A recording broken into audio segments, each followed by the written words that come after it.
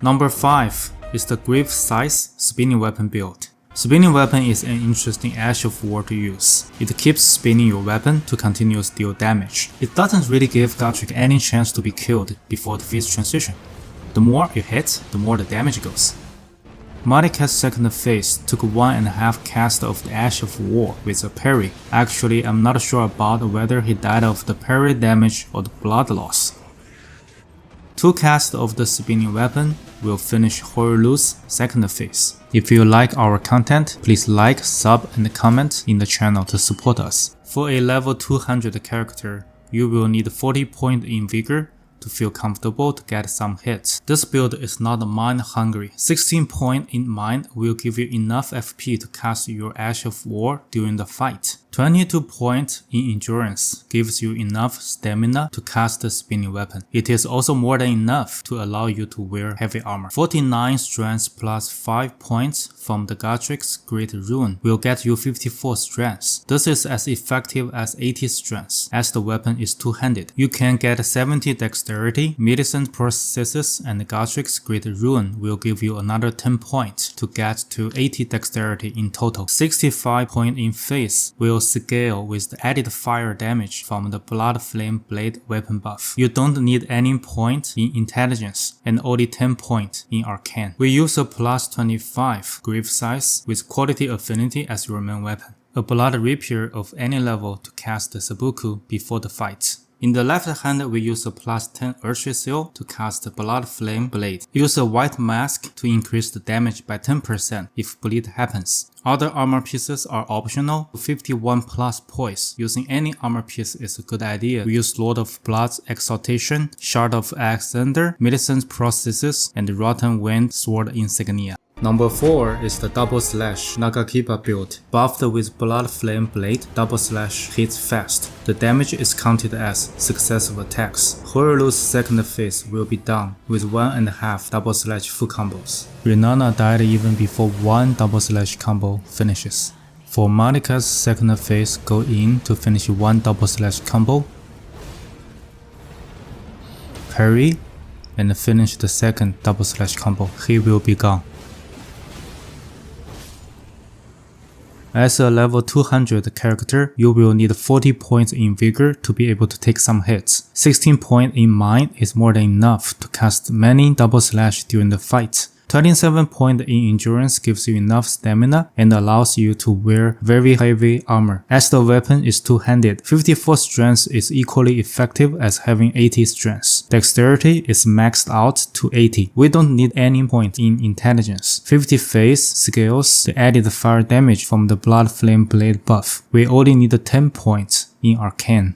We use a plus 25 Naga as our main weapon. It has Double Slash Ashes of War with quality affinity. On the left hand, we use a plus 10 Frenzied Flame Seal. Any seal can work. Virtual Seal probably give you the best scaling on the face. We use a Wet Mask to increase your damage by 10% when blood happens. This can also be replaced with a Okina Mask, which can give you plus 3 dex. That is a nice to have for the final fight. Other armor pieces are optional. With 27 points in endurance, you can wear pretty heavy armor pieces. Get 51 plus poise is a good option to avoid interruption while casting Double Slash. We use Shard of Alexander to boost our Double Slash damage. Lord of Blood's Exaltation gives us 20% increase in damage when blood happens. This can be replaced with, for example, Ritual Sword Talisman or Green Turtle Talisman in the final fight with Rodgun and Alden Beast who are immune to blood. Rotten Wind Sword Insignia and Millicent's Prosthesis are my favorite combo for boosting successive attacks damage. These are perfect combo for this build. Number 3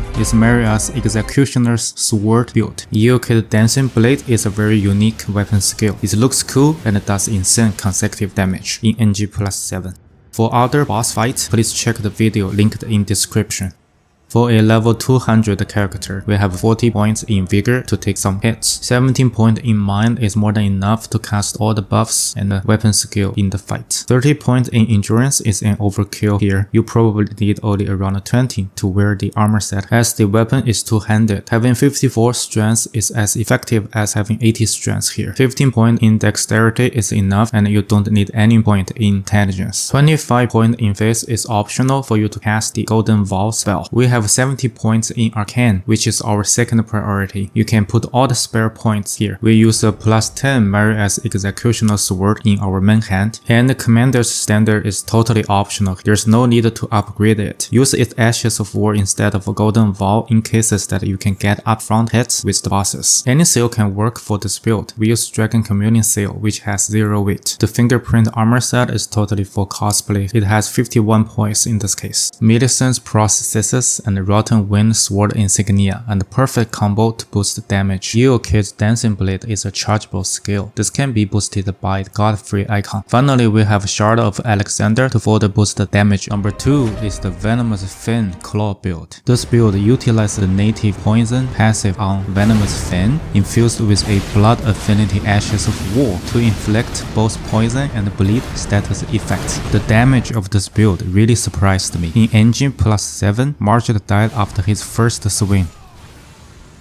Of course, Gargoyle didn't have a chance to do his fist transition.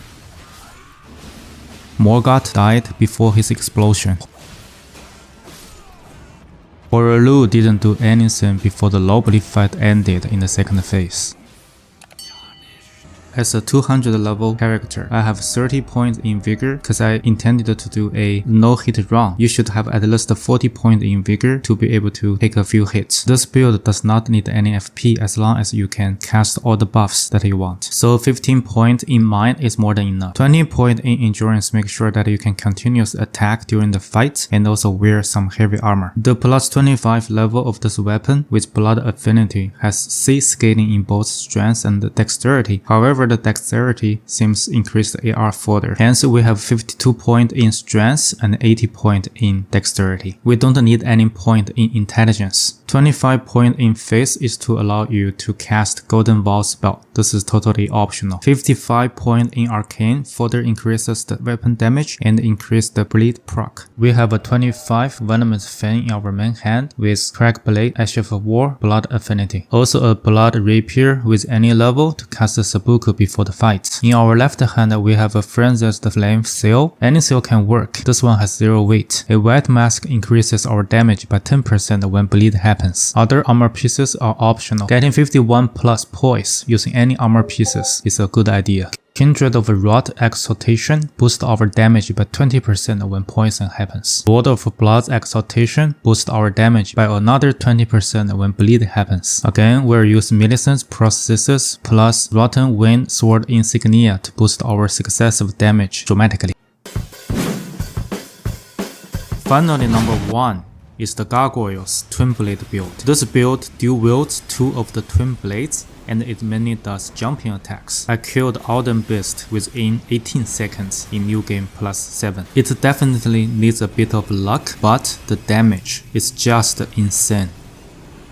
Of course, Gargoyle didn't have any chance to do his phase transition. 2 jumping attacks, Medicat's second phase is done. Similarly, 2 jumping attacks demolished Borelu's second phase without him doing anything.